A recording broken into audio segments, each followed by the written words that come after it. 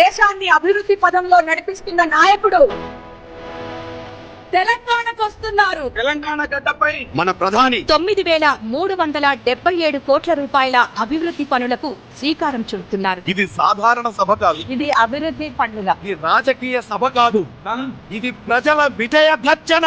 లక్షలాది మంది ఒకే లక్ష్యం.